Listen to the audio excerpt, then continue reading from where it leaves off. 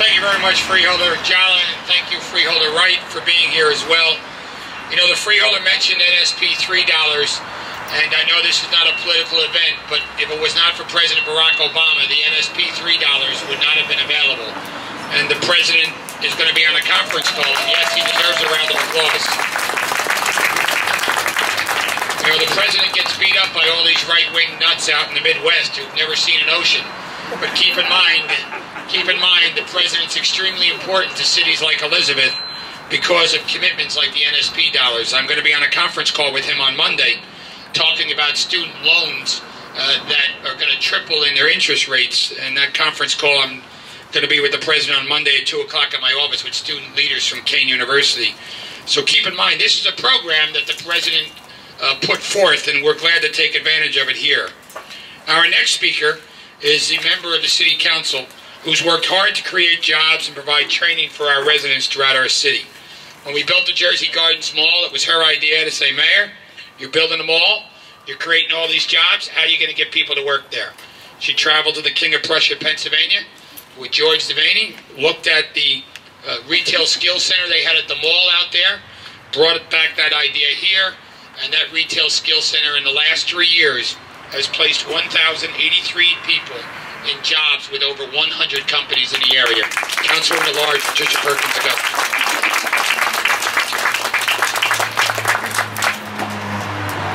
Good morning, everyone.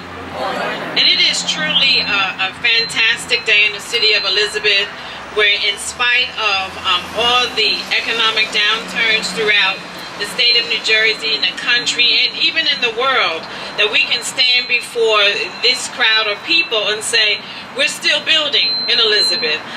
We have a mayor who has vision, who understands the needs of all the communities here in the city of Elizabeth.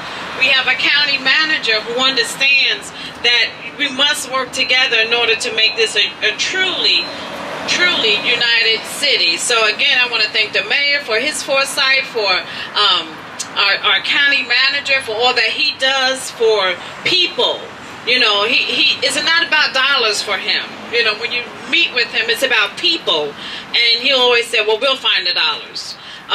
So that type of leadership is bold leadership today. That's the type of leadership that we need to keep in local government, bold leadership. So let's give our leaders on our city level, Mayor Bowridge and our county manager, Alfayella, the freeholders, Freeholder Muhammad Jallo, you know, he don't tell you that his family, he's from Elizabeth, you know.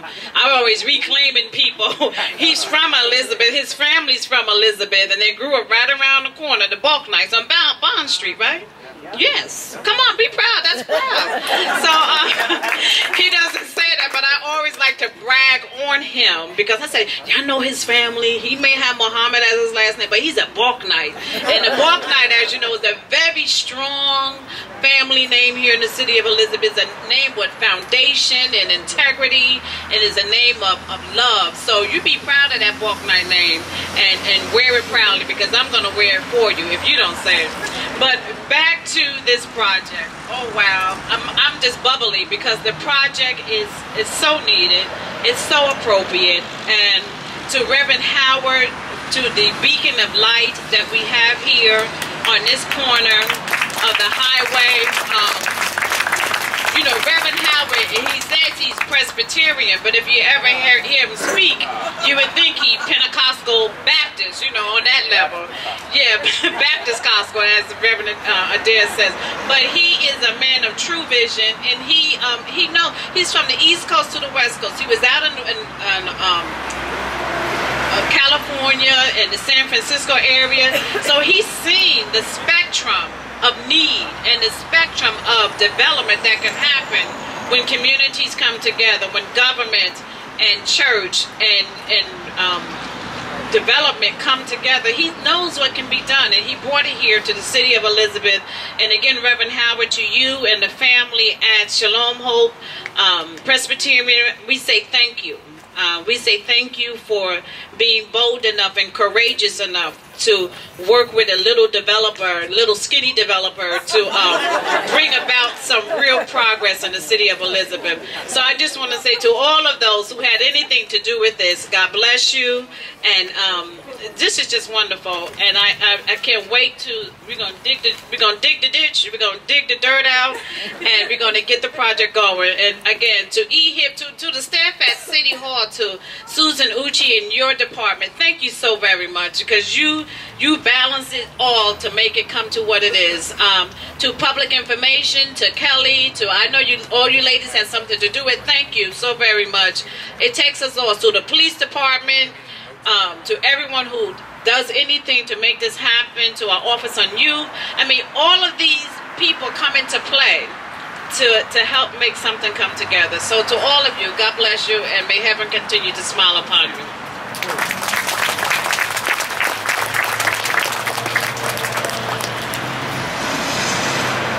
You know, I worked with the next councilman when we did the Hope 6 project in the port. It was his idea. He said, Mayor, you know, why don't we go after one of these Hope 6 grants? And I said, but Mayor, Manny, they're only going to big cities. And then President Clinton changed the rules, and cities like Elizabeth were able to apply for Hope 6 grant. So in July of 1997, I literally spent a month in Washington, D.C., back and forth with members of the Housing Authority, because the councilman in the first ward had a great idea. And it's because of ideas like that, like this, that things come to fruition. And Hope 6, if you see it now, it transformed Elizabethport today. He serves on the board of the Presbytery in Elizabethport, and he has been an advocate for affordable housing and for the residents of our community. The councilman from the first ward, Manny Grova. Thank you, Mayor. I'm going to be brief. One of the things that's very important to me, and I've been fighting for this since I got on council, is making sure everybody can afford to live somewhere. And bringing low-income housing, whether it's to the port, whether it's to the city of Elizabeth, whether it's to the rest of the country, is very important to me, to make sure that there's a home, a place where you can raise your family, and everybody has a bedroom, and everybody has their little, can be tucked in at the end of the day. That's important. Family is very important to me, and I think it's important as a family that you have a roof over your head. And so if we can come up with ideas, whether it's NSP dollars or other funding, to build more low-income housing or medium-income housing where folks can afford to have a roof over their head, and not a hole in the wall, but something nice, such as this, that's important. The other thing that's very important, I think, in this city especially, is that the city of Elizabeth is a city made up of many varieties of cultures. And as much as we go out as a city and we represent all of the cultures, one thing that's very important, I think the mayor and the administration has been very good over the years, is everyone is part of the system. We're all part of the city of Elizabeth. We're all part of our community. Whether you're African American or Spanish or Mexican or Portuguese, we're all part of this community. And as long as the administration, such as the mayor and our freeholders and our county manager, continues to work so that everyone gets a piece of the pie, as they say, it makes our city, it makes our community, it makes our neighborhood much better. So to all of you that are going to enjoy this, once this is built, congratulations. You all deserve it. We want to keep you in this town. We don't want you to move to, where? Okay. We want you to stay here. We want you to raise your kids here. We want to raise your families here.